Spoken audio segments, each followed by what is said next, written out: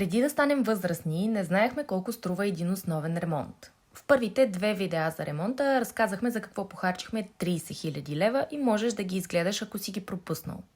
Дойде ред да си изберем настилки за целия апартамент, които почти изцяло положихме сами, а цената им беше 4250 лева.